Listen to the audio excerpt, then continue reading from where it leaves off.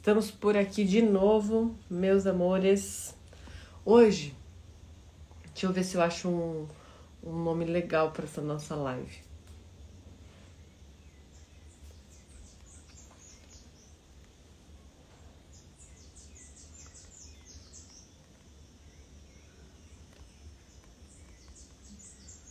Sobreviver.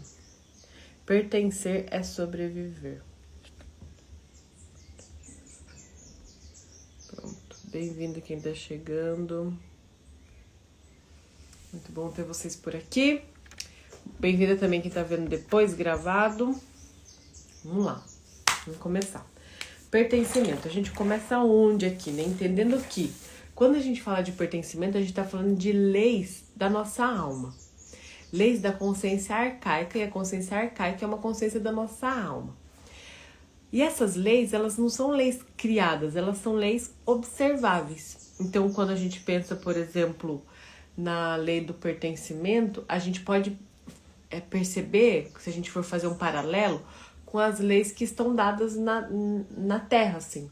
Então, a lei da gravidade não é uma lei que alguém inventou. Não é uma lei que alguém disse assim...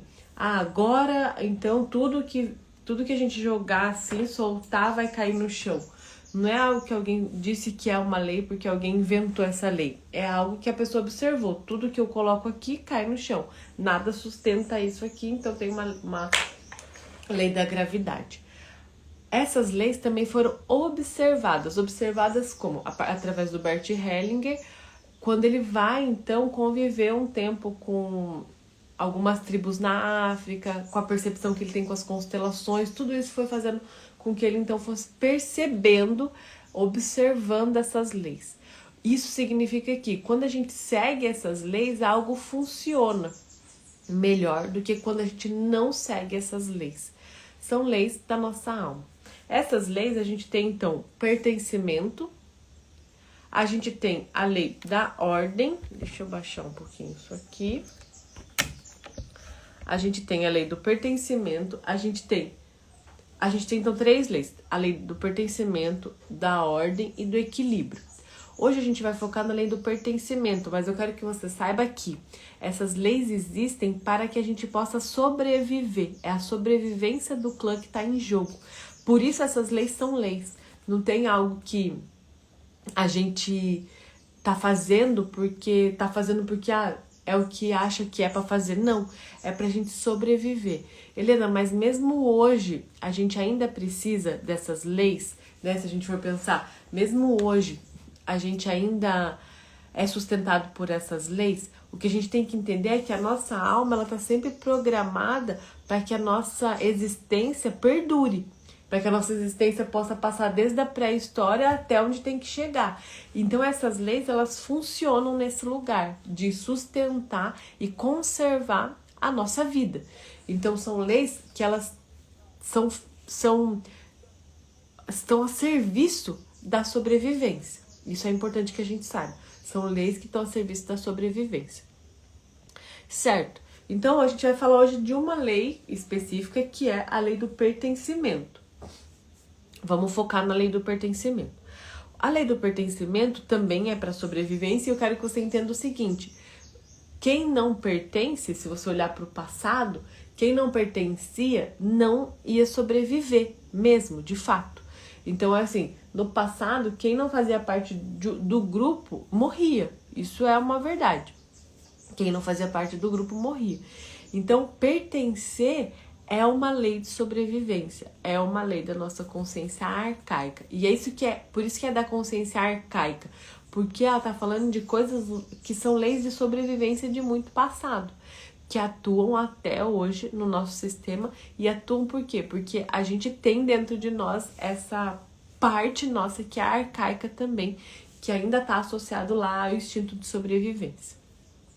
Então, o pertencimento, ele vem nesse lugar. E aí, que a gente resume essa lei do pertencimento?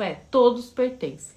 Meu professor Odécio, no livro Ema, Ema, Ema, Cada Um Seu Quadrado, ele diz, a lei do pertencimento, resumidamente, todos pertencem, quem pertence, pertence, quem não pertence, não pertence. ponto. E aí ele diz, então, que o mais importante disso aqui é o ponto, que é, não dá para você ter adicional, para você tentar dizer, ah, não, mas será que eu tenho que aquele meu avô muito chato, que fez coisas que eu discordo, também tem que pertencer? Pertence. Se pertence, pertence. Quem não pertence, não pertence. E o que faz o pertencimento acontecer? Vínculos sanguíneos. Então, pertence os nossos pais, os nossos irmãos, os nossos tios por parte dos nossos pais, né? Pertence os nossos avós, bisavós, todo mundo que pertence ao seu sangue, é sangue do seu sangue, pertence. E outras pessoas pertencem também por vínculo do destino. Então, por exemplo, uma pessoa que salva outra pessoa pertence. Uma pessoa que beneficia muito outra pessoa também pertence. Por exemplo, ela morre e não tem para quem deixar a herança. Ela deixa a herança para alguém que ela decidiu deixar. Essa pessoa passa a pertencer ao clã daquela pessoa que ela deixou a herança. Então, pertence também. Quem também pertence? Parceiros anteriores dos nossos pais pertencem por conta do vínculo. E pessoas também, por exemplo, que criaram vínculos por destinos difíceis. Por exemplo, quando a gente pensa em assassinato, quem mata pertence à família, passa a pertencer. Então, percebe que quando a gente fala tanto daquilo que é muito bom, quanto aquilo que é um pouco difícil, né? Também, por exemplo, filhos que não nasceram também pertencem. Sexo consumado com amor também pertence. Promessa de casamento também pertence.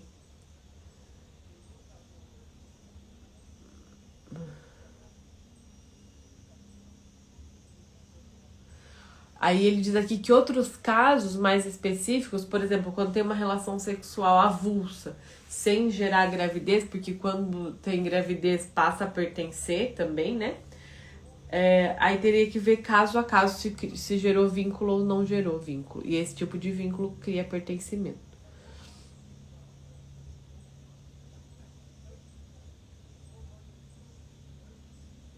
Certo? Então pronto, a gente tem que pensar então que vínculos de sangue e vínculos de destino, isso aqui gera pertencimento. E aí o que a gente vai perceber o que acontece quando a gente não cumpre essa lei, ou seja, quando a gente deixa alguém não pertencer, quando a gente olha para alguém e fala, não, essa pessoa não é boa o suficiente, eu não quero que ela participe da minha vida, eu vou fingir que ela nunca existiu. O que acontece? Geralmente acontece de uma outra pessoa surgir no clã e viver aquilo que aquela outra pessoa representa. Vou dar um exemplo. Oi, minha irmã. Vou dar um exemplo. Então, aquele menino que vai com a avó no médico, contei aqui a história, vai com a avó no médico, e esse médico é o escritor desse livro que eu acabei de dizer, que é o professor Décio, e ele já entende de constelação, e ele vê o menino assim, revirando a sala, quebrando tudo, tendo um comportamento que não era habitual de uma criança daquela idade. Então ele pergunta pra avó, e o pai do menino? E a avó fala, não quero nem falar desse homem, ele não faz parte da nossa vida, ele engravidou a minha filha e mais uma mulher, e nossa, além de tudo ele ainda tem um monte de questões, não falamos dele. E então o Décio diz pra ela, mas você vai precisar ver que o seu neto, por conta dessa exclusão, vai repetir o comportamento do pai dele. E isso é o que acontece quando a gente não deixa a outra pessoa pertencer. Alguém mais novo se coloca a serviço, e geralmente são os mais novos. Por que são os mais novos? Porque os mais novos têm muito amor. Eles estão com o coração cheio de amor pelos que não são incluídos. Então os mais novos têm que fazer o quê? Repetir o comportamento para lembrar que aquela pessoa foi deixada de lado. Isso é a lei do pertencimento em ação. Então, naquele caso, quando a avó diz assim, mas como assim? Ele nem conhece o pai dele, como que ele vai repetir isso? Como que ele vai repetir o comportamento do pai se ele nem sabe que o pai existe, nem sabe quem é o pai? E então o Décio diz, mas a alma dele sabe e fala pra ela, vou te mostrar agora. Então chama o menino e convida ele pra olhar nos olhos da avó e dizer, vovó, me ame se eu tiver um lugar no meu coração pro meu papai. E o menino, talvez tenha 5 anos, eu não me lembro, diz isso pra avó e chora, se emociona. Então, esse menino tá de alguma forma já ali a serviço desse papai. E quando esse menino ele diz isso pra avó, a avó fica tão tocada e ela fala, nossa, eu não sabia que o pai dele era tão importante pra ele. Vou levar ele pra conhecer o pai dele logo mais. Então a gente percebe o quanto que a lei do pertencimento, ela é assim, ó. Ela corta mesmo, ela faz aquilo acontecer. Os mais novos são sempre os que estão à disposição, na maioria das vezes, né? São os que estão à disposição de fazer com que essa lei se cumpra, porque eles estão prontos para tomar ali, virar o olhar para as pessoas que não estão incluídas. E vou contar uma outra história de uma mulher que ela vai procurar, nesse caso é o Bert Hellinger agora, né, que o livro é dele, ela vai procurar ele porque a filha tá com problemas, tá com questões de não tá querendo viver. Essa é a questão da filha dela, não tá querendo viver. Então, ela vai procurar e aí ele coloca uma constelação e percebe que ela mesma, a mulher que foi procurar, não viveu com o pai. Então o Bert fala, quem tá faltando? E aí é óbvio, fica nítido que é o pai, e ele sugere que ela diga assim pro pai dela, sentir sua falta. Quando ele diz isso pro pai dela, o Bert também pergunta, e o pai da menina, da sua filha? Então ela conta que ele foi embora. E aí eu quero que você entenda aqui já a primeira coisa. Quando a gente tá falando de pertencimento, a gente tá falando já disso aqui. Uma mãe que não pôde ter o pai já foi excluído, e que ela, olha só o que ela faz. Ela faz igual a mãe dela, porque isso também é o pertencimento. O pertencimento também faz com que eu queira dizer assim pra minha mamãe, mamãe, eu sou igual a você. Isso também é o pertencimento. Então, ela faz igual a mãe dela, que ela fala, mamãe, sou igual a você, também não vou ter um marido ao meu lado. Só que aí a filha dela, que nasce desse homem que vai embora agora, fica igual ela. Então a filha dela também diz, mamãe, eu também sou igual a você. Eu também não vou ter meu papai presente, também não vou ter meu papai. Então isso aqui, a gente tá olhando para histórias do pertencimento, que é, a gente recria aquela história de forma totalmente inconsciente para permitir que alguém pertença. Quando essa mulher que não teve o papai dela não pode pertencer, ela recria a história de um homem que vai embora. Então ela encontra um homem que vai embora, tem uma filha com ela e vai embora, para que a filha dela, claro que tudo inconsciente, tá? Não é que a mamãe dela é ruim, mas para que a filha dela reviva a situação que ela viveu, e então em algum momento alguém, como aconteceu aqui, alguém procure ajuda e diga, você pertence. Então ela vai lá no papai dela e diz, meu papai, eu senti muito sua falta. E então a filha dela vai lá no papai dela, que é o marido da mamãe agora, que confusão, né? Parece aquela casos de família, mas essa filha dela também vai, pega no papai dela e fala, mamãe, esse é meu papai, porque então o Bart sugere que ela apresente, a mãe apresente o papai dela para a filha, olha, esse é meu papai, que é seu vovô, e a filha apresente então o papai dela para a mamãe dela, que é o marido dela mesmo, né? E esse é meu papai. Porque aí então percebe que as duas têm algo em comum, as duas sentiram o mesmo vazio. Isso é o pertencimento. A gente dá um jeito de reviver aquela situação, seja no comportamento. Então, por exemplo, esse menino, ele vai tender a imitar o comportamento do papai para o papai poder ser incluído, seja também nesse lugar de essa mãe que também encontra um homem que vai embora, para que a filha dela também sinta o que ela sentiu e de novo possa incluir tanto o papai da filha dela quanto o papai dela mesmo.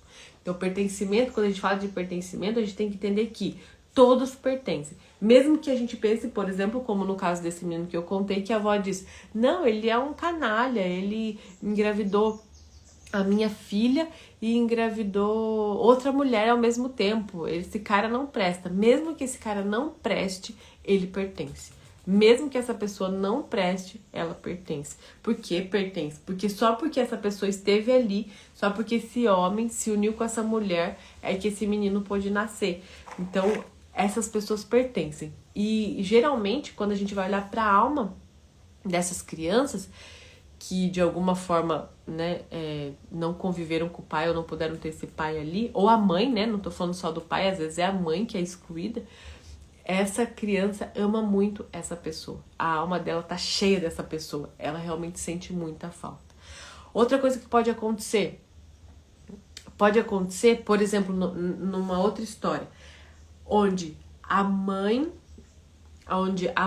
foi excluída e essa filha, ela tem uma filha e projeta nessa filha esse ideal dessa mãe. Então essa neta agora, ela acaba ocupando e aí ela de novo toma o comportamento dessa vovó que foi excluída, que não pôde pertencer. Então entenda que muitas vezes esse pertencimento acontece de várias formas. O que a gente tem que entender é que muitas vezes os mais novos estão muito a serviço de fazer com que o pertencimento aconteça. Tanto que nesse caso do menino, ele fala pra avó, né, vovó, me ame se eu tiver um lugar no meu coração pro meu papai. E quando ele diz isso, a avó sai do consultório, né, fala que vai levar o neto para conhecer o pai. Dias depois, as tias da creche vêm visitar o médico e diz pra ele assim, o que o senhor fez com aquele menino? A gente precisa do mesmo medicamento, porque ele melhorou muito na escola. Então, o que eu quero dizer é que, muitas vezes, o comportamento das crianças, né, que a gente tem visto muitos comportamentos de crianças, assim, que você fala, nossa, que coisa, né, tem sido mais desafiador, muitas vezes, essas crianças estão simplesmente amando alguém que está excluído. E isso é importante de ser olhado. Não tô aqui querendo tirar os diagnósticos e dizer que é só isso, mas acho que é importante incluir tudo. Então, como a gente pode olhar para aquilo que falta na alma daquela criança, né? Certo. Aqui, então, eu já falei. Ok. Aí, uma outra coisa que eu trouxe e que eu acho importante dizer é que o pertencimento, essa lei do pertencimento, ela atua muito na nossa alma. Mas tem um pertencimento um pouco mais amplo, que é o pertencimento de tudo como é. Então, por exemplo, muitas vezes você já pode ter vivido isso, quando você julga algo ou alguém, alguma atitude, quando você julga algo ou alguém, alguma atitude de alguém, alguma coisa que aconteceu, algo que você achou que foi, que você sabe que você está julgando aquilo, muitas vezes acontece de meses depois, dias depois, anos depois, você se vê numa história parecida, até que em algum momento você tem que dizer, nossa, eu sou igualzinho àquela pessoa. Fiz igualzinho àquela pessoa, agora eu vejo você, agora eu compreendo por que você tomou essa decisão. Então, a nossa alma é tão justa internamente que muitas vezes, até quando a gente julga alguém que nem pertence à nossa família, a nossa alma dá um jeitinho de fazer a gente dizer essa frase, eu sou igual a você. Porque no fundo, é isso que a gente quer dizer, assim. Então, por exemplo, quando a gente... Muitas vezes a gente acha assim, a parte da população se sente melhor que os outros. Parte da população se sente melhor que os outros só porque vota em não sei quem. Muitas vezes, se a gente tá do outro lado, a gente vai ter que em algum momento dizer, eu sou igual a você, eu também me sinto melhor do que os outros, porque voto em fulano. Então entenda que a nossa alma, só que claro, para isso a gente tem que ter o mínimo de humildade, né? De reconhecer que sim, que eu tô fazendo como eu disse que aquela pessoa tava fazendo errado, eu tô repetindo. Um clássico disso, e eu vou te contar agora, mas aqui de novo a gente volta pro pertencimento, é quando, por exemplo, logo que eu me casei, eu negava tudo que minha mãe tinha feito. Eu achava que minha mãe tinha errado achava que meu pai tinha errado no casamento, eu só julguei. Quando eu me casei, não dava 2 dias, eu tava fazendo alguma coisa que o meu pai e a minha mãe tinham feito já no passado. Então, sabe o que eu dizia internamente? Nossa, mãe, tô igualzinha a você. Faço igualzinho a você. Nossa, pai, eu tô fazendo igualzinho a vocês. Nossa, eu tô fazendo igualzinho a vocês. Então a vida é muito linda, né? Porque a vida, ela dá um jeitinho de mostrar pra gente que se a gente estiver naquela mesma situação que aquela outra pessoa, a gente vai fazer igual. A gente vai fazer exatamente igual. Ainda mais se a gente fosse aquela pessoa dentro do contexto dela. O que eu tô querendo dizer? Não tem como a outra pessoa fazer diferente. Mas, além disso, é também dizer que no mais profundo da alma, a alma quer dizer assim, eu sou igual a você. E essa é uma vontade da alma dos filhos. Então, por exemplo, quando um pai ou uma mãe é excluído, é muito natural que esse filho queira dizer assim pra mamãe e pro papai dele, mamãe e papai, eu sou igual a você. Por isso, muitos filhos acabam repetindo o comportamento dos pais. Quando que isso se libera? Quando que essa chave solta? Quando que isso se rompe? Quando essa criança pode sim, ela é liberada para dizer, sim, mamãe, sou igual a você, sim, papai, sou igual a você. E depois, dentro do coraçãozinho dela, ela ouve o papai e a mamãe dizer, você é igual a gente, mas você pode fazer diferente. E é como se ela ouvisse, então, dentro do coração dela, essa permissão de, sim, você é igual, você pode inclusive fazer tudinho igual, você tá liberado para fazer tudinho igual que nós fizemos, mas você também pode fazer diferente. Você também pode trazer o novo, você também pode ter novos resultados diferentes. Isso é quando a chave muda, assim. Então, o nosso instinto, vamos dizer que esse instinto até infantil, é de repetir, é de dizer, sou igualzinha a você, mãe. Por exemplo, essa moça da história, que ela não teve o papai dela e depois ela casa com alguém que também vai embora. No fundo da alma dela, ela tá dizendo, mãe, eu sou igualzinha a você. Eu sou igualzinha a você. Eu também não sustentei esse casamento. Eu também não tenho um marido. Sou igualzinha a você. Tem esse instinto ali de pertencimento muito forte na nossa alma. O ponto, e que é o mais importante, e que talvez seja importante até você refletir, que é, o que eu tô fazendo igual aos meus pais, que, claro, não tá trazendo novidade, porque quando eu tô repetindo não tá trazendo novidade pro clã. Então, por exemplo, quando essa mulher diz, sim, eu vou deixar de ter um marido igual você, mamãe. Muitas vezes essa mulher, ela tá fazendo o quê? Ela tá vendo o amor dela pela mamãe. Então ela olha pra mamãe e diz, ai mamãe, eu sou igual a você. Eu também vou encontrar um homem que vai embora. Quando essa mulher percebe o amor da mamãe dela por ela, ela percebe que a mamãe dela quer que ela viva um casamento, quer que ela seja feliz, não precisa mais da dor, né? Então esse é o ponto de virada, assim. Mas claro que quando eu falo ver o amor da mãe, eu falo de ver o amor da mãe de verdade, é olhar lá com o coração, com os olhos do coração. Não é, não, minha mãe, ela é terrível, ela nunca vai desejar meu bem. Quando a gente fala isso, a gente ainda não conseguiu enxergar o coração da mãe de verdade, assim, né? Certo? Então, tem essa vontade interna aí, quando a gente tá falando de pertencer, tem essa vontade aí dentro do coraçãozinho de dizer, sou igual a vocês, sou igualzinho a vocês, e de fato nós somos eles. E aí eu quero que você entenda o seguinte, o desenho aqui é assim, ó, o café com leite. Então, se você vai fazer um copo de café com leite, você tem o leite e o café. O leite é o leite, o café é o café. Quando você mistura os dois, você tem o café com leite. O café com leite é o café e é o leite, mas também é o café com leite. Por que isso é importante? Porque muitas vezes eu digo aqui, repito aqui muitas vezes, você é seu pai e sua mãe. Eu vou sempre dizer isso, você é... Parar meu nariz aqui. E eu vou sempre dizer isso, você é seu pai e sua mãe. Porém, você também é algo novo. Então, você é o leite e o café e é a misturinha dos dois. Só que então surge algo novo dessa misturinha, que é o café com leite. Que não é nem café nem leite, mas é o café e o leite. Isso tem que ficar claro. Por quê? Porque muitas vezes esse algo novo que somos nós é justamente aquele impulso que quer levar todo o clã para algo novo, para o diferente. Então, Ontem eu tava treinando o treino que tô no grupo da minha irmã, não sei se a minha irmã tá aí ainda, né?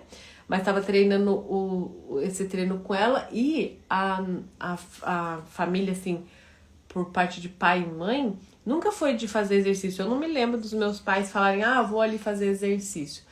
E talvez se a minha irmã, ela parasse só no sou igual vocês, ela também não ia para esse lugar que ela foi, que é sou igual a vocês e posso também fazer exercício físico. Então ela se formou em educação física e agora tá lá com um grupo de pessoas, inclusive tô nesse grupo fazendo exercício físico. Então, compreende que eu posso ser igual a vocês, mas eu também sou o novo, eu também sou aquilo que nasce a partir desses dois. Olha lá, minha irmã falou, tô muito feliz vendo você suar e treinar, tô me acabando lá na minha meia hora de exercício. E tem sido, assim, porque pra mim também, na minha construção de vida, o exercício não foi algo que fez parte.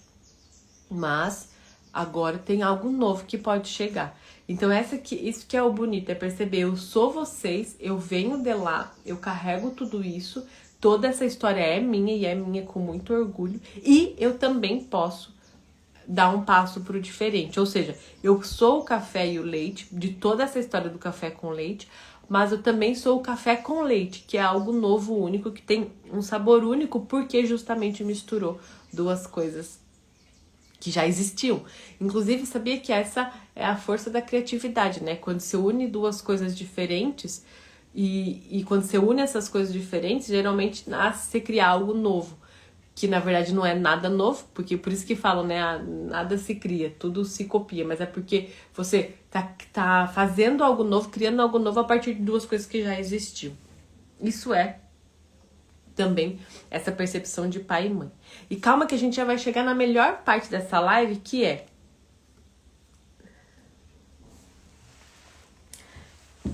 agora. Até os difíceis pertencem. Então, isso aqui é muito importante. Agora eu vou até pegar esse livro aqui, Acolhendo o Espírito, da Sobonne Sommer. É um livro que ela conta muito sobre a cultura dela. É a cultura de um povoado africano, Burkina Faso, onde que eles estão lá. E aí aqui tem um trecho do livro que ela diz simplesmente assim, né? Alguém pergunta assim pra ela: e as pessoas que foram muito más nessa vida, elas também estariam namoradas dos ancestrais? Porque essa cultura, eles têm muito essa conexão com os ancestrais, aqueles que já se foram, e inclusive eles têm a morada dos ancestrais, onde eles podem fazer oração e pedir ajuda quando eles precisam, porque eles acreditam que os ancestrais do outro lado veem melhor que a gente. Então ela diz assim, e aí então a pergunta foi as pessoas que foram más nessa vida. E aí olha só o que eu vou te dizer. A gente poderia, como humano, dizer assim. A gente poderia, como ser humano, dizer assim: as pessoas que foram más não devem pertencer. E a gente faz isso, hein, gente? A gente faz isso o tempo todo. A gente julga que alguém é ruim e a gente acha que essa pessoa deveria morrer e não existir nunca mais, né?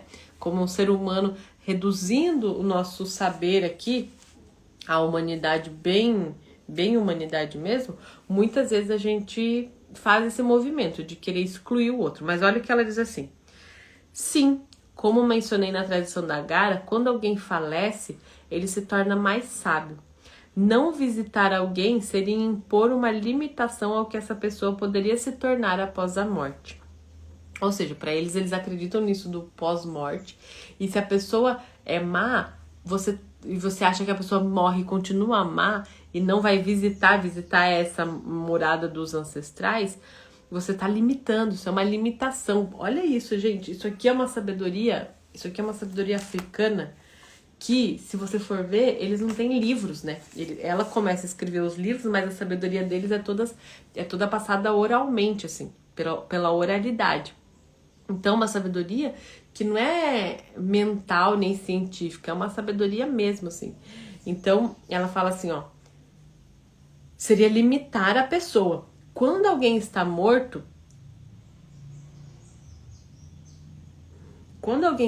se torna mais sábio. E as pessoas têm a obrigação de resolver as questões pendentes. Olha só. Por exemplo, alguém como Jeffrey Dahmer, e Jeffrey Dahmer, ela cita aqui, eu não sei quem é, não fui procurar, mas ela conta que é um criminoso. Vou contar aqui, peraí. Alguém como Jeffrey Dahmer pode se tornar um grande trunfo. Olha que interessante isso aqui que ela diz agora. A maioria das pessoas nunca pensaria em invocar alguém como ele, ao invocar os ancestrais. Ele era um criminoso que tirou a vida de muitas pessoas. As pessoas temeriam que ao mencionar seu nome trouxesse uma energia negativa. E é isso mesmo, né? Quantas pessoas que fizeram o mal que a gente não quer falar, não quer ver, ou seja, a gente quer excluir. A gente tá falando de pertencimento aqui. A gente quer excluir essas pessoas. Mas olha o que ela diz aqui.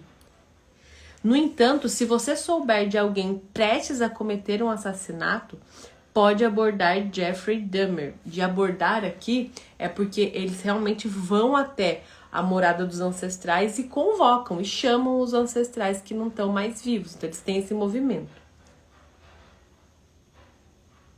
Certo? No entanto, se você souber de alguém... Olha, Jeffrey, sabemos que você foi extremamente destrutivo em vida. Então ela tá conversando com ele aqui, né? Olha, Jeffrey, sabemos que você foi extremamente destrutivo em vida. Aqui está a situação iminente e você conhece exatamente a mentalidade necessária para alguém considerar cometer esse tipo de crime. Ou seja, sabe de alguém que vai cometer um assassinato? Faça uma oração para ele. Aqui eu tô falando, já não é mais de constelação, agora eu tô falando da cultura da Gara, né? Que é uma cultura africana ancestral. Ela fala de fazer uma oração para ele e dizer que ele conhece exatamente a mentalidade de quem está considerando cometer um crime. Sabemos que de onde você está, você deseja mudar as coisas. Ai, que coisa linda, né? Pelo amor de Deus. Sabemos que de onde você está, você deseja mudar as coisas. Pedimos que você venha e revele a verdadeira face dessa pessoa antes que ela cometa o crime que está prestes a acontecer. Ele pode, então, atender o pedido e assim se redimir do seu passado.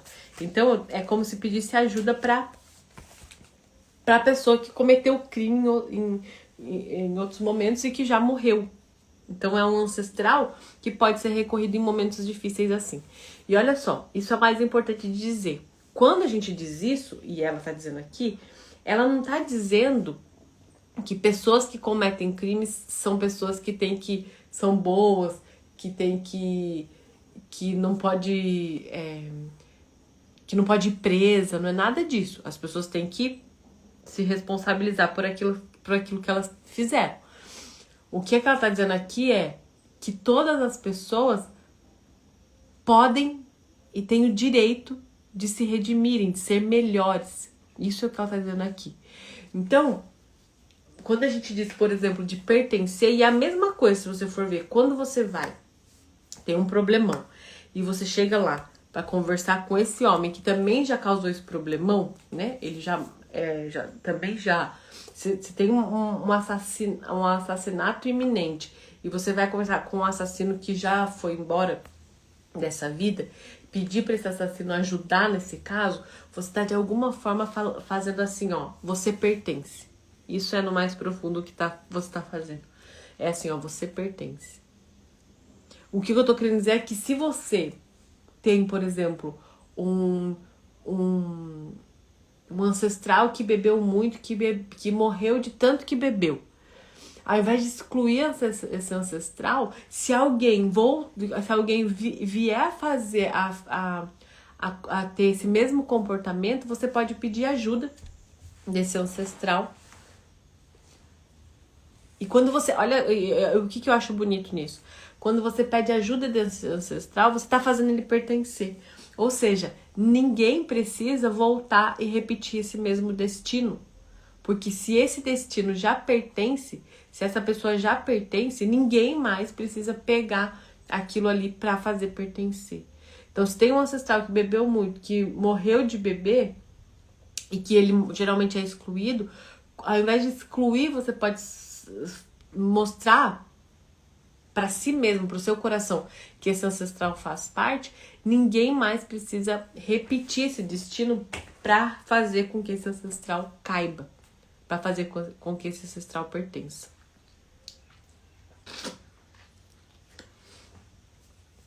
Certo? E aí, então, se a gente for pensar,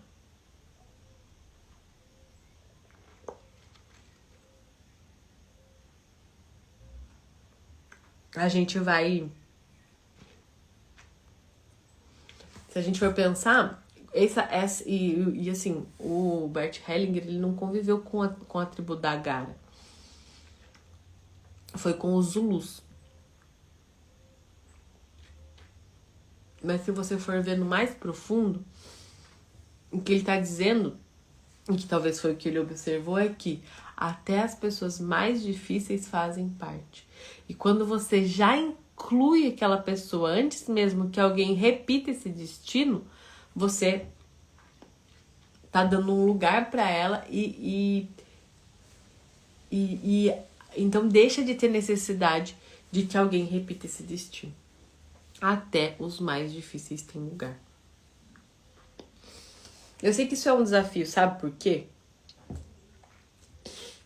Porque quando a gente fala ter lugar, as pessoas às vezes entendem não se responsabilizar. Então quando a gente fala assim, até o cara difícil, então no caso aqui, até o Jeffrey, alguma coisa lá, ou o sobrenome dele, né? Até o Jeffrey, ele precisa ter lugar. Às vezes a pessoa ouve que eu tô dizendo assim, se ele tem lugar, ele não precisa se responsabilizar. Se ele tem lugar, ele não precisa ir preso. E ninguém tá dizendo isso. A gente só tá dizendo assim, ele fez parte. Ele fez parte. E isso muitas vezes é o que acontece, e agora é um assunto mais difícil, quando a gente pensa, quando as pessoas falam que o Bert Hellinger muitas vezes defende os agressores. Porque o que na verdade ele tá dizendo assim, em casos mais difíceis, como por exemplo abuso, né? Em que às vezes acontece entre pai e filha. Em nenhum momento ele tá dizendo que esse abusador ele tem que ficar livre, solto e leve e sem responsabilidade. Em nenhum momento ele diz isso.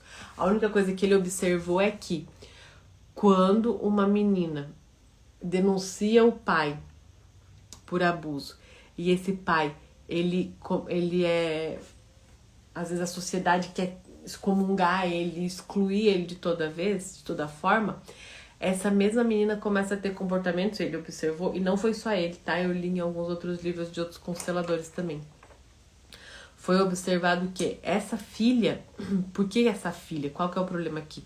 Que ela é o pai, né? Porque a gente entende então que, pensando biologicamente, você é a misturinha do pai e da mãe.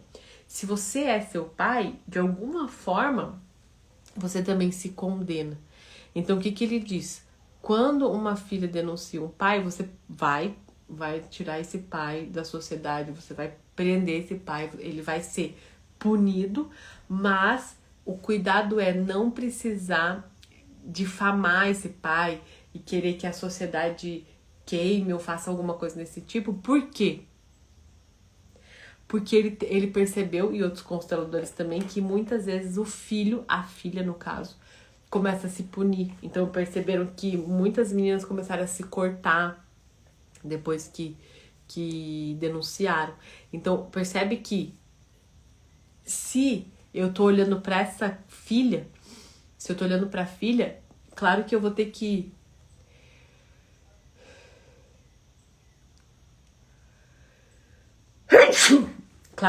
mover, tirar esse pai da sociedade, é claro que sim.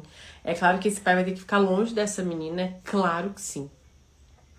Mas a gente vai ter que sempre ter o cuidado de não ir para um lugar justiceiro, né? Justiceiro, que muitas vezes acontece com as pessoas, que é querer assim, que a gente percebe aqui. Muitas pessoas, elas começam a querer queimar mesmo o outro numa fogueira, sem fogueira, sabe?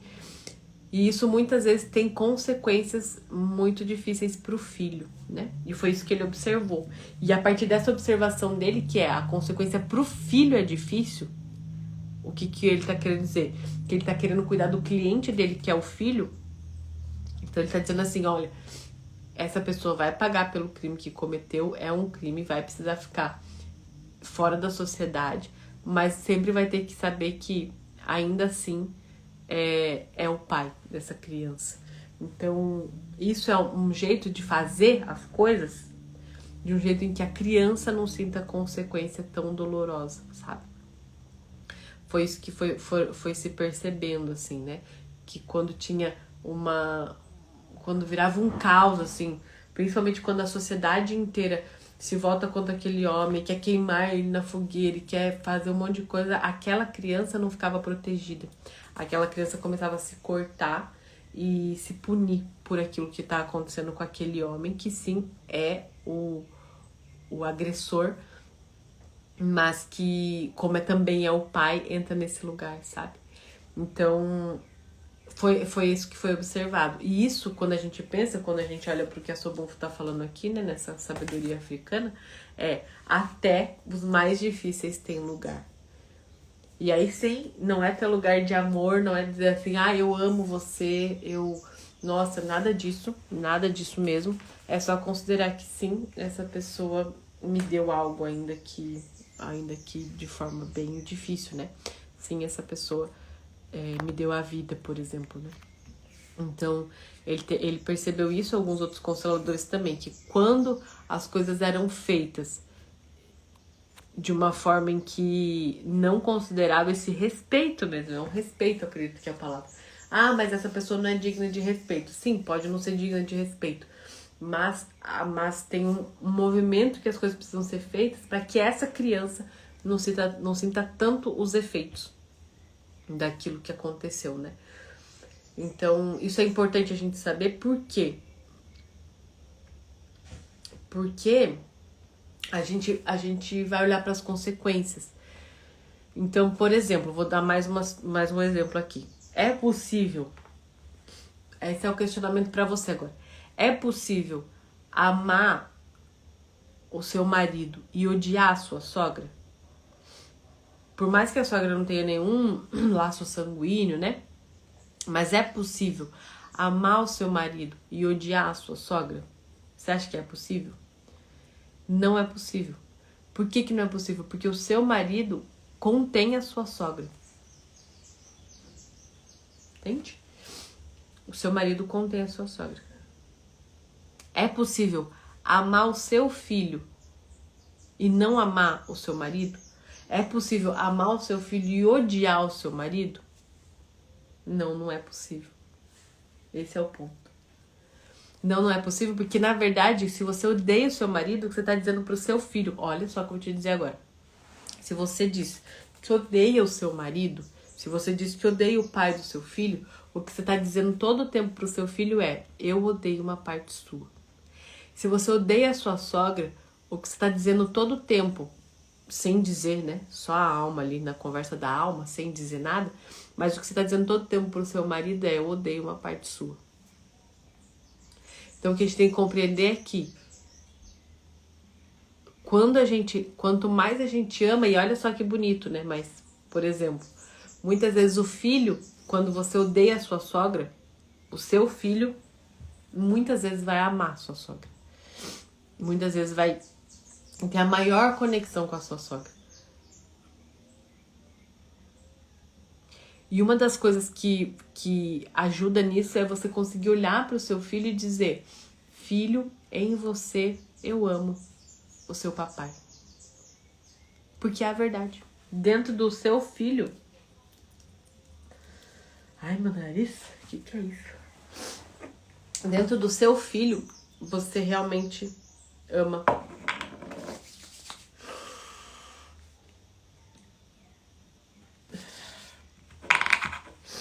Aquele outro homem, né? Aquele homem que junto com você gerou essa vida. E muitas vezes os filhos, eles vêm e repetem assim, repeteco, né? Eu não tenho filhos, mas eu sei e vejo Que muitas vezes os filhos, quando a mãe não suporta determinado comportamento no pai, o filho faz igualzinho. Porque é um jeito dessa mulher abrir o coração para esse homem, e é um jeito desse homem abrir o coração para essa mulher. Muitas vezes, quando o homem não suporta a mulher, a filha ou o filho vai também ter um comportamento igualzinho eles. Porque é um jeito de fazer o nosso coração abrir. Então, no fundo, o que a nossa alma diz é: o nosso coração precisa se abrir. Precisa se abrir para que todos pertençam. O pedido da alma mais profundo é: o nosso coração precisa se abrir para que todos pertençam. Porque se um não pertencer, o clã todo é prejudicado. Se um não pertencer, o clã todo é prejudicado. E quando o clã todo é prejudicado, vão ter pessoas muito, muito disponíveis, pessoas geralmente mais novas, que têm muito amor em si mesmo, que vão tranquilamente tomar na alma aquela pessoa e vai repetir o comportamento daquela pessoa que foi esquecida e excluída.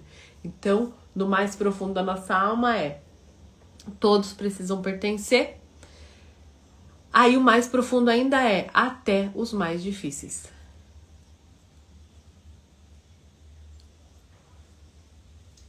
Até os mais difíceis precisam pertencer. E aí a gente leu aqui então um trechinho da Sobun falando que até os mais difíceis precisam pertencer. E eu contei pra vocês um pouquinho sobre isso. Sobre não é possível dizer que ama o seu marido e odiar sua sogra. Não é possível, porque seu marido é sua sogra. Se você ama o seu marido e odeia sua sogra, o que você tá dizendo na alma pro seu marido é: eu odeio uma parte sua. E também não tem como amar seu filho e odiar o pai do seu filho. Porque no mais profundo da alma, o que você vai estar dizendo pro seu filho é: eu odeio uma parte sua. Então, por isso que a gente vai aprendendo a descongelar o nosso coração e permitir que até os mais difíceis, e essa talvez seja a parte mais desafiadora mesmo, eu concordo plenamente. Não tô aqui falando que, ai, como é fácil essa parte. Não. Eu também acho tão difícil. Imagino que para muitas pessoas é muito desafiador, e para mim também é muito desafiador. Eu ainda não tenho filhos, mas no contexto geral da vida, assim, para mim também é um desafio amar e abrir meu coração todo o tempo um pouquinho mais para aqueles que são diferentes de mim e permitir que até aqueles mais difíceis possam pertencer, né? É um grande desafio, mas estamos aqui para isso, não é mesmo, vida? Estamos aqui para isso. Fechamos por hoje. Um grande beijo para quem passou, para quem ficou, para quem vai ver depois. A Rebeca tá aí. Um beijo, Rebeca, depois se você quiser assistir inteira também. Hoje foi sobre pertencimento. Só para finalizar uma coisa. Pertencimento, como a necessidade maior, uma delas, né, do nosso ser é pertencer, muitas vezes a gente faz coisas para pertencer e para não deixar de pertencer também. E esse também é um tema que talvez valeria uma live. Mas que é assim, muitas vezes a gente deixa de fazer algo, deixa de ser um pouco mais feliz na nossa vida porque a gente quer seguir pertencendo ao clã. Então, muitas vezes, como eu disse ali, aquela moça que ela deixa então, olha só, a mãe dessa moça casou e o marido foi embora. Essa moça, ela casa e para pertencer ao clã, que é repetir a história da mamãe, ela também encontra alguém, casa e o marido vai embora. Então, para pertencer, para dizer assim, olha mamãe, eu pertenço a você, eu sou igualzinho a você, eu sou da nosso clã, eu sigo passos que não são felizes, que não são passos que levam para mais felicidade. Então, esse também é um desafio do pertencimento, que é perceber que eu posso pertencer mesmo que eu vá além.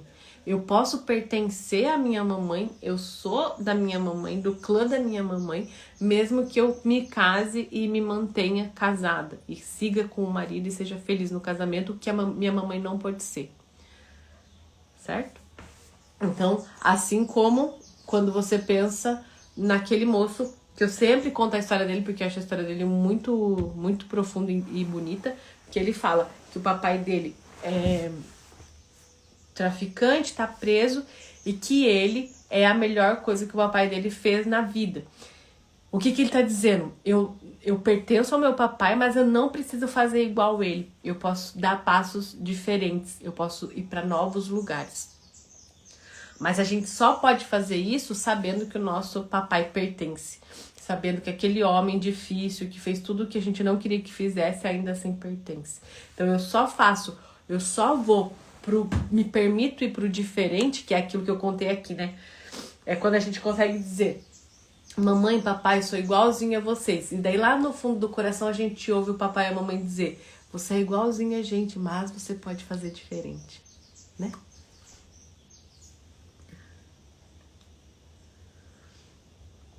A Rebeca perguntou: como você enxerga o virar a chave, sabe? Olhar para o mais a partir dessa busca para o pertencer. Virar a chave, você diz assim, me explica melhor isso, mas é como se você dissesse assim: eu quero tomar uma decisão na minha vida, preciso virar essa chave de não precisar repetir e pronto, virei a chave, né? Perceber que fiz a mudança.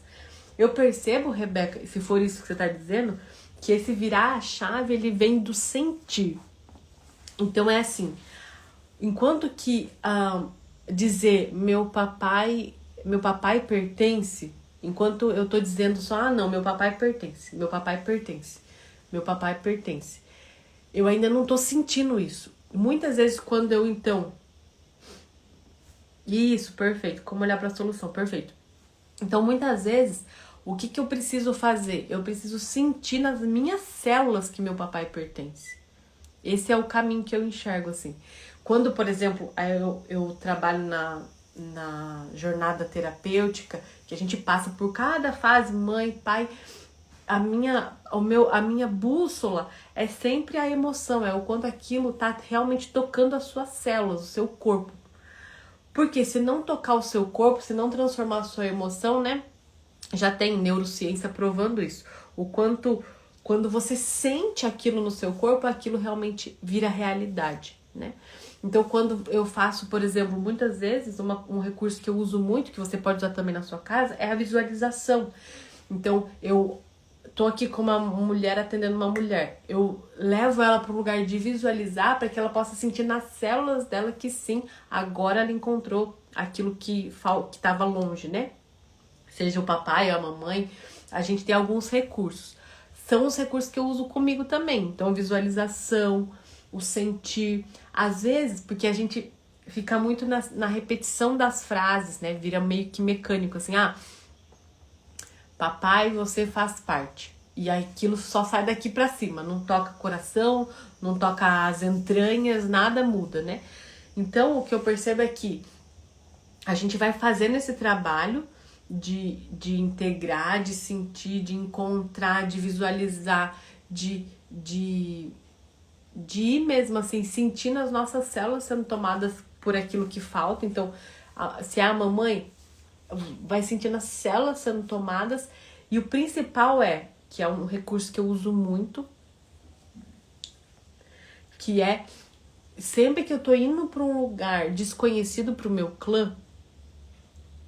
Então, olha só, sempre que eu tô indo para um lugar desconhecido pro meu clã, ou que dá medo, então, por exemplo, se pro meu clã ganhar mais de 10 mil reais é um lugar desconhecido, e toda vez que eu vou dar um passo para esse lugar, eu começo a olhar dentro de mim e encontrar os recursos do meu clã que estariam celebrando comigo essa conquista. Então, o que muitas vezes a gente faz? A gente faz o contrário, a gente fica no inconsciente tomando a decisão de ficar porque a gente só quer estar ali junto com eles. Quando a gente começa a visualizar e deixar nossas células entenderem que eles estão vibrando com a gente quando a gente dá esse passo a mais, e aí eu uso recurso da visualização, da emoção, eu trago música, eu vou para esses lugares mais profundos, então a gente começa a perceber que, nossa, tem algo ali, eles querem que eu passe a cerca, né? Eles querem que eu passe a cerca. Então, por exemplo, quero muito encontrar um amor. O meu processo foi, todos os dias de manhã eu visualizava o meu pai e a minha mãe se encontrando. todos os dias de manhã, era uma meditação pra mim, assim. Eu visualizava meu pai e minha mãe se encontrando. Isso faz o quê? Faz 7 anos que eu encontrei o Fê, 7 anos e pouco. Foi talvez fiquei 6 meses fazendo isso, assim. Deixando as minhas células perceberem que o meu pai e minha mãe também iam se alegrar se eu encontrasse alguém. Assim como quando eles se encontraram, os ancestrais também se alegraram, sabe? A gente vai contando isso para as nossas células. Dedica um tempo mesmo, tem um tempo a ser dedicado, assim. Por isso que para algumas pessoas, fazer uma constelação bem feita, em que ela entra em contato profundamente com as emoções, em que ela sente o corpo dela vibrar naquela energia do novo, de que algo novo tem chegado, algum tempo depois a alma já faz o movimento. Por quê? Porque o corpo sentiu, integrou, as minhas células estão sentindo que tem algo ali que aconteceu. Então a alma já faz o movimento, né? Para muitas pessoas isso é muito rápido. Para mim, quanto que foi rápido? Uma vez eu fiz uma constelação, vou contar isso agora, né? Uma vez eu fiz uma constelação e eu tava com foi antes de conhecer o Fê, eu tava com uma dificuldade financeira, assim. Eu fazia, e o dinheiro não chegava. E nessa época, meu pai, eu tinha saído da empresa do meu pai, mas meu pai ainda tava me mandando dinheiro pra me ajudar, assim. E aí, quando eu fiz a constelação, na constelação ficou claro, assim, eu olhava pro dinheiro e o que me segurava era meu pai, assim, ficou claro. Inclusive, eu era minha própria representante, então ficou muito vivo, assim. E aí, ali, o meu movimento porque é isso também, olha só, constelação, você vê. Quem faz o movimento é a gente. Então, ficou nítido. Meu pai me segurando em direção ao meu dinheiro. Eu saí dali, tempos depois, mandei mensagem pro meu pai e falei, pai, não precisa mais mandar dinheiro, muito obrigada, foi suficiente até aqui, tá ótimo, você já me deu muito, daqui em diante eu faço eu, agora eu sigo. E isso foi libertador, assim, porque foi o que trouxe, claro, eu vi a cena na constelação e depois fiz o movimento. E às vezes fazer o movimento é ver a cena, pode ser, por exemplo, ver a cena de quero encontrar alguém. Eu vi a cena de que eu tô ali ainda de mão dada com a minha mãe, por exemplo. O meu movimento talvez a próxima vez que minha mamãe ligar, eu dizer, ai, minha mamãe, eu não vou poder ir. Eu não posso. Eu vou precisar ficar, tudo bem? Sabe? E aí a gente percebe que quando a gente faz o movimento, a próxima coisa já também acontecer. Isso também aconteceu comigo, olha só que interessante, né? Ai, meu Deus, Rebeca, obrigada que você tá aqui, porque tá me trazendo vários insights. Antes de conhecer o Fê, eu vi também isso numa percepção que eu tive, daí já não foi uma constelação, mas de alguma forma foi. Eu vi isso que eu tava ainda colada com meu pai, assim. Era que na verdade era bem simbólico, eu tava morando em outro lugar, já não tava mais morando com meu pai, mas tinha ali umas pessoas que moravam perto e eu, nossa, cuidava da vida de todo mundo. Cuidava da vida de todo mundo, ajudava todo mundo. E aí eu vi que o espaço que eu tinha para que alguém chegasse estava ocupada por isso, pelo meu cuidado com as pessoas ao redor. Então, quando eu vi isso também, me chamaram num dia e falaram assim, a gente precisa fazer uma reunião, tal. E aí a minha percepção clara foi, Helena, você precisa dizer não agora, com muita educação, muito respeito, porque isso é importante. Às vezes a gente fala de se despedir da família de origem e às vezes a pessoa pensa que é nunca mais olhar pra cara da mãe, né? Não é isso, é se despedir dessa sensação de importância de que você vai resolver todos os problemas. Então, me falaram, a gente precisa fazer uma reunião para resolver algumas coisas, e eu falei, olha, eu não posso, eu tenho umas coisas para fazer que eu me comprometi comigo mesma, e as minhas coisas eram fazer minha yoga, fazer minha rotina, não era nada assim, nossa, que gravíssimo, mas naquele momento era o que eu precisava me botar em prioridade. E vocês acreditam que eu fiz esse movimento, dias depois o Felipe apareceu, dias depois, assim. Então, às vezes a gente vai ver com a constelação, vai fazer o movimento necessário, e depois a coisa já muda, já destrava assim mesmo. Porque é isso, às vezes dá a impressão que... Mas eu tô vendo tudo isso e não tô fazendo a virada de chave, né? A coisa não tá acontecendo. e muitas vezes é uma ação que a gente bota em movimento que faz a virada de chave acontecer. Então isso é muito bonito, né? E eu tenho a sensação que a constelação tá a serviço disso, assim, da gente conseguir enxergar a cena que a gente não tá enxergando, enxerga a cena, tem a percepção clara e depois faz um movimento de transformação, de mudança, que aí é com a gente mesmo, né? Rebeca, muito obrigada. Ah, que lindo, porque pra mim também a gente vai trabalhando essa percepção da escuta mesmo, né? Assim, de você me perguntar, eu te escutar e lembrar, opa, olha, tem isso aqui mesmo, isso foi muito, muito rico, aconteceu isso comigo, e para mim as percepções vieram nesse lugar. Claro que, por exemplo, no caso da Sobonfo, ela fala pra gente fazer oração, né? Para eles, os ancestrais, eles ainda estão vivos em algum lugar. E essa aqui daí não é a constelação mais, é a cultura da Gara, que é uma cultura africana. Só que por que pra mim essa aqui é uma referência? Porque o Bert, ele bebe um pouquinho da cultura africana quando ele fica com os Zulus.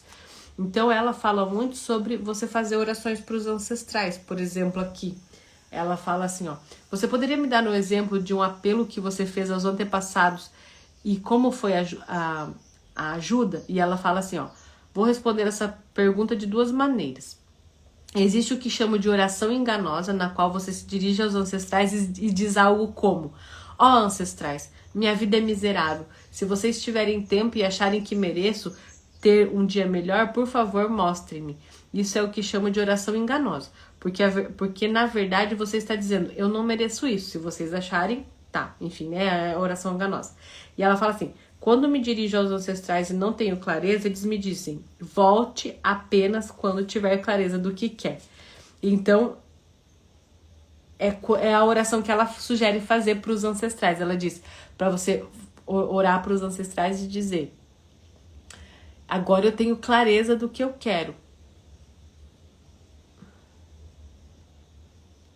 Olha que interessante, ela falou uma vez assim para os ancestrais, não sei porque estou doente, quero que vocês apareçam em meus sonhos e me mostrem exatamente o que preciso fazer para me recuperar. Sempre que fiz essa pergunta, fui curada, sempre recebi a mensagem e imagens claras do que precisava.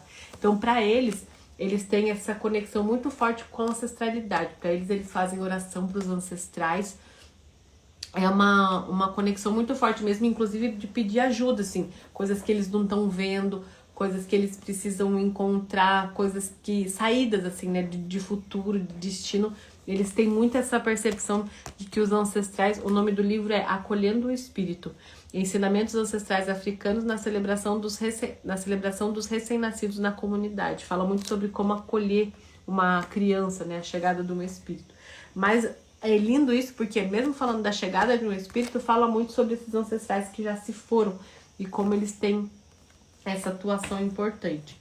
Então, aqui ela fala muito sobre isso também, sobre você poder, por exemplo, fazer essas orações. Então, sabe por que eu acho bonito? Porque concilia muito com aquilo que a gente vê nas constelações. Quando a gente, por exemplo, pensa, aquilo que você não está realizando, você pode perguntar, quem também não pôde? Então, por exemplo, quero um casamento e não tô conseguindo realizar, uma boa pergunta é, quem também não pôde casar da minha ancestralidade? E de alguma forma, quando a gente fala isso, a gente tá, primeiro, reconhecendo, né, que alguém também não pôde, ou seja, deixando essa pessoa pertencer, e ao mesmo tempo, a gente também tá de alguma forma pedindo ajuda, de uma forma humilde mesmo, de dizer, olha, eu sei que você não teve, e eu sinto muito por isso, mas será que agora eu posso ter? Isso é possível pra mim? E se for possível pra mim, será que você pode também me ajudar? Isso aqui, gente, não é constelação, tá? Bert Hellinger nunca falaria isso, porque Bert Hellinger, pra ele, não tem nada de místico. Constelação é simplesmente percepção. Então, pra ele não tem nada de outras vidas, nada demais nesse sentido.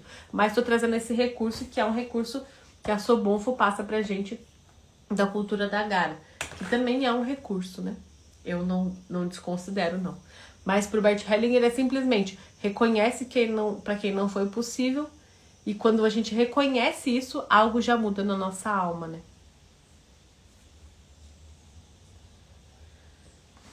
Isso.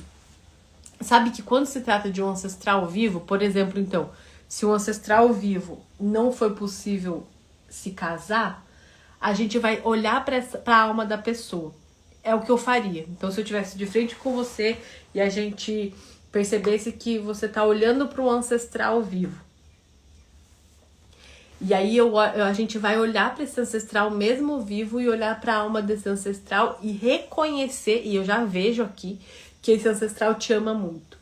É a coisa que a gente precisa fazer. Porque quando a gente tá olhando para um ancestral, a gente tá dizendo assim para esse ancestral: eu amo você. Então, que seja nossa mãe. Às vezes, a nossa mãe, por exemplo, se separou. E aí a gente tá se separando também. E então, de alguma forma, dependendo da separação, claro, tem separações que não tem nada a ver com isso, mas a gente pode estar dizendo assim para nossa mamãe: mamãe, eu amo tanto você que eu vou fazer igualzinho você. Isso é olhar pro amor que a gente tem pra nossa mãe. Se eu tô olhando pra alguém, é porque eu amo muito essa pessoa. O que a gente faz? Que é o movimento que a gente faz na constelação quando é possível, né? É quando é possível. A gente olha pra essa pessoa e vê, mesmo que ela esteja viva, né? A alma dela, o quanto te ama. Então, esse é o que... Como que a gente faz isso na constelação? A gente tem a percepção do campo. Então, a constelação, a gente adentra no campo familiar. O campo familiar é a alma da família. Então, a sua família tem uma alma. A sua família tem uma alma. Quando a gente adentra nessa alma, e a gente adentra com os pés, tira os sapatos, porque é um lugar sagrado, a gente adentra essa alma, a gente percebe, opa, ela está olhando para aquela pessoa que não pode, por exemplo, ter... Vamos olhar para uma pessoa que passou fome, por exemplo. Então, ela não pôde ter abundância financeira. E a gente ainda está olhando para essa pessoa. O que a gente faz, então? A gente, dentro dessa alma coletiva, ali, alma familiar, a gente capta aquela percepção, a nossa percepção fica aguçada para o que eu...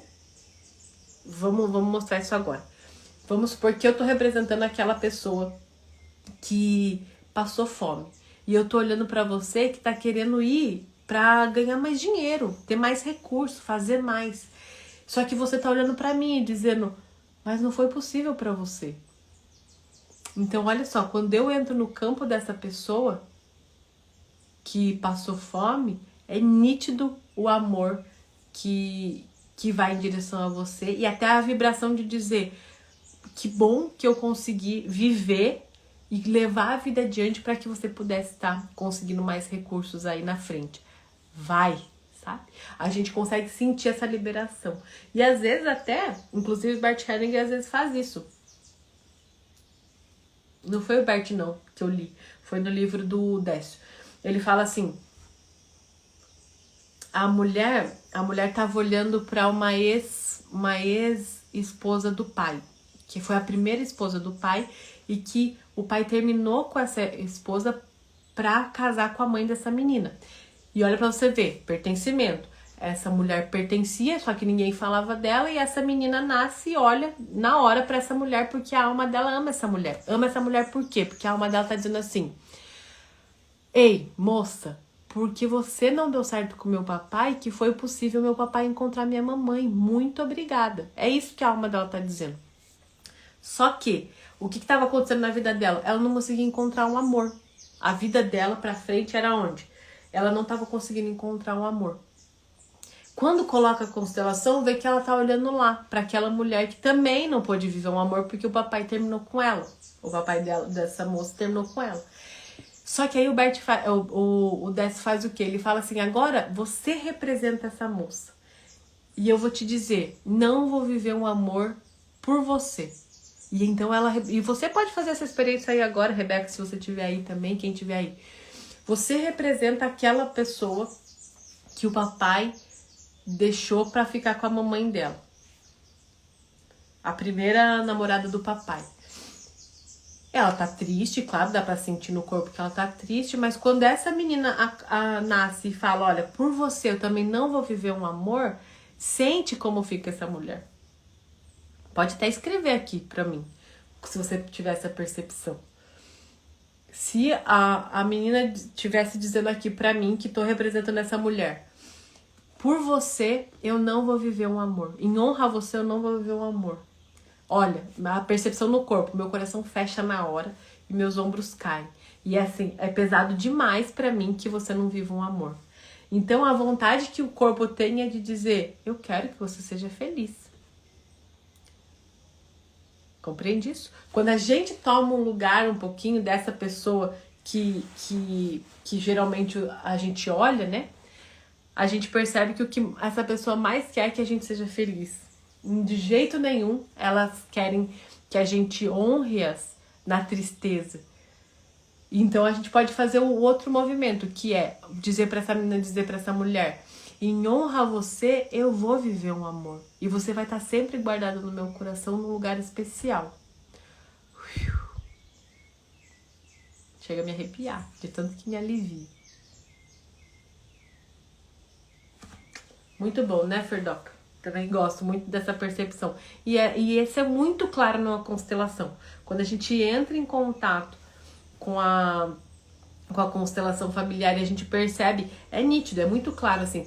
Quando uma mulher tá não querendo se relacionar e ela diz, agora eu vou me relacionar. Você olha pro papai, pra mamãe dela, eles estão assim, ó, festejando. Eles estão, nossa, que alegria, que bom que a minha filha vai ser feliz, a minha filhinha vai ser feliz. Sabe? E muitas vezes a gente ainda tá lá, olhando pra esse lugar difícil, né? Mas quando a gente então muda o olhar, deixa eu ver a vibração de alegria se eu escolher a felicidade, escolher ser feliz, né? É muito lindo, gente. Muito, muito lindo. E a gente vai tendo essas percepções, né?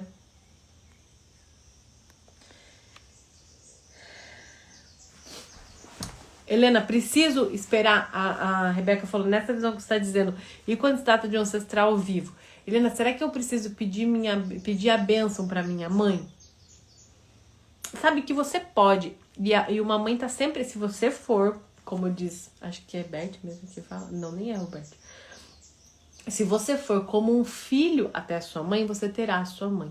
Se você não for como filho até a sua mãe, você não terá a sua mãe. O que quer dizer isso? Postura. Se você for até a sua mãe como filho da sua mãe, e o que é um filho? Filho, ele é sempre pequeno. Filho, ele nunca tá dando ordem pra mãe. Filho tá sempre só dando trabalho. Você quer ser filho mesmo? Você só dê trabalho. Chega na casa da sua mãe e fala assim, mãe, faz aquele bolo que eu amo. Mãe, faz aquela comida que eu gosto. Ser filho é isso, é fazer esses pedidos aí que a mãe ama fazer. Posso pedir a bênção para minha mãe? Até pode, desde que seja desse lugar de filho, de muita humildade. E desde que você perceba que se a sua mãe não conseguir te dizer te abençoo, é porque ela tá com medo. É só isso, ela só tá com medo. Então se você falar, preciso ir embora do país, e a sua mãe não consegue dizer, pode ir, filho, ela insiste em dizer, queria tanto que você ficasse, é porque no fundo ela tá dizendo assim, eu tô morrendo de medo, você tá atravessando a cerca, eu não sei o que te espera lá.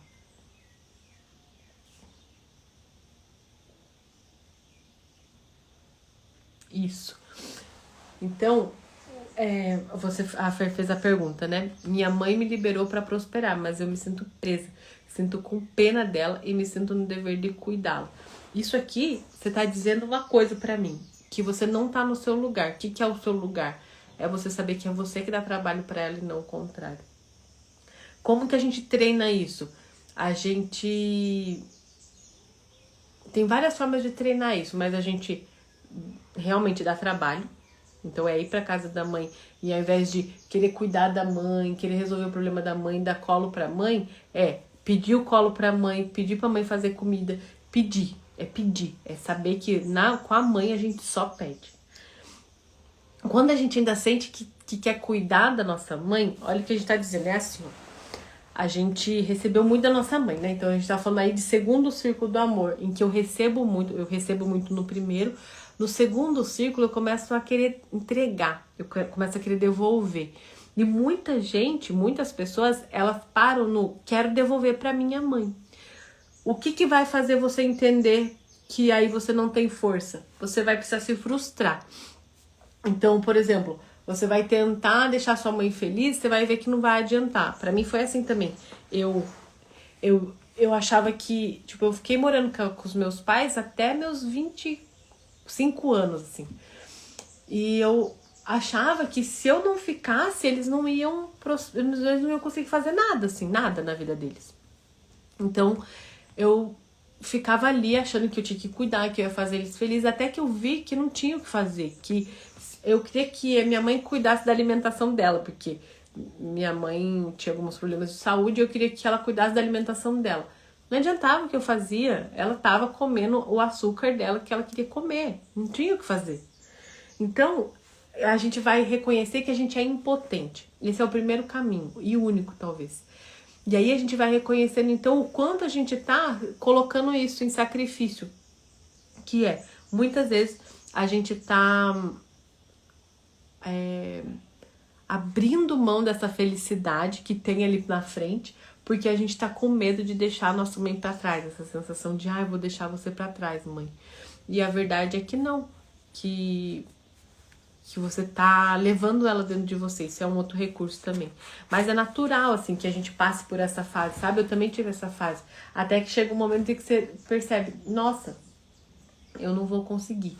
Uma coisa incrível que me ajudou muito, assim, muito. Reconhecer, mãe, eu tenho medo de você morrer. E aí sentir isso, sentir esse medo. Mãe, eu tenho muito medo de você morrer. Então, eu tô achando que se eu cuidar de você, você não vai morrer. Só que você não precisa fazer isso pra sua mãe, entende? Você tá falando isso pra você mesmo. Qual que é o movimento que você pode fazer pra sua mãe? É dizer, sabe, mãe, fica mais um pouquinho, por favor. Até me emociona. É dizer assim pra sua mãe, mãe, como filho, você percebe que muda a minha postura? Quando eu vou dizendo assim, mãe, você tem que comer isso, você tem que comer aquilo, você tem que se cuidar, você tem que fazer isso, você tem que fazer aquilo. É uma postura. Quando eu falo assim, mãe, eu tenho muito medo de você ir, eu não sei se eu vou dar conta sem você aqui. Fica mais um pouquinho, por favor. Me emociona mesmo. E aí a mãe fica, você sabia? Você sabia que quando as mães ficam? É lindo, né? E às vezes a gente só tá fazendo tudo que a gente tá fazendo porque a gente tem medo que eles vão embora. Porque a gente acha mesmo, eu não sei se eu vou dar conta sem minha mãe na terra, né? E tá tudo bem. A gente vai entendendo isso, assim. E claro que o movimento eu peço pra minha mãe pra ficar mais um pouquinho, mas eu tenho que saber que o meu caminho é ir me afastando cada vez mais. Por quê? Porque o meu caminho é criar eu mesma a minha vida, né? E aí isso tem a ver com individualidade, tem a ver com... Tá chorando também, né? É muito emocionante quando a gente fala de mãe, né? Tem a ver com a individualidade, com a autonomia, com a autenticidade. Quanto mais a gente vai dando passos mais distantes da nossa mãe, mais a gente vai também percebendo qual que é a nossa autenticidade, né? Porque daí a gente para de querer a aprovação da mãe, para de querer a aprovação do pai. A gente vai indo em direção... Então é o movimento de... Às vezes eu volto, me nutro um pouquinho, volto e eu não volto. E quando eu falo volto, não é só literalmente. Às vezes eu vou mesmo visitar minha mãe, mas eu tô longe, né? Eu tô em outro estado. O que eu faço muitas vezes? Deu saudade da minha mãe, eu choro e vou pro colo dela dentro de mim. Mãe, por favor, me dá seu colo. Falo assim. E aí eu me imagino mesmo no colo da minha mãe. E choro ali o necessário e volto. Então a minha mãe é um recurso constante dentro de mim. Eu não sou, nossa, nunca que preciso da minha mãe. Não, minha mãe é o meu recurso constante. Só que todo o tempo eu tô atenta pra, mas agora eu tô construindo a minha individualidade, né? Então a gente vai fazendo assim, né? Um movimento de ir e voltar, ir e voltar. Muito lindo, porque daí quando a gente faz esse movimento, sabe, Fê, você falou, tá chorando aí. Quando a gente faz esse movimento de ir pra esse lugar de filha, pedir, mãe, por favor, fica mais um pouquinho, que é um lugar muito mais humilde do que as exigências que a gente faz de tem que cuidar da sua saúde, tem que cuidar porque, né? A gente também consegue voltar pro nosso lugar. E aí a gente sai do lugar de querer resolver, de querer cuidar. A gente volta pra esse lugar pequeno que é, nossa, eu não tenho força nenhuma ali. Então eu vou fazer pro mundo, que é o que você tem feito pro mundo, né? E Então ali é só onde eu tomo, ali é só onde eu pego um pouquinho de colo, aonde se eu precisar eu choro um pouquinho, aonde se eu precisar eu me nutro um pouquinho e volto pro mundo, que o mundo tem muito trabalho aí pra nós, né? Pra todos nós. Então a gente vai levando daí pro mundo o amor que a gente recebeu deles, e quando precisa a gente volta um pouquinho, pega um pouquinho mais, pede um pouquinho mais, dá um pouquinho de trabalho e volta pro mundo, né? Muito lindo, gente. Vocês me fizeram chorar hoje. Que lindo. Rebeca, muito obrigada. Fê, muito obrigada também. A Rosa também tá aí. Muito obrigada, Rosa. Um grande beijo para vocês. Tenham um lindo dia conectadas, assim, com essa força materna dentro da gente. Ai, que lindo, né? Me conectei com a mãe agora. Que coisa mais linda. Um grande beijo. Tenham um lindo dia.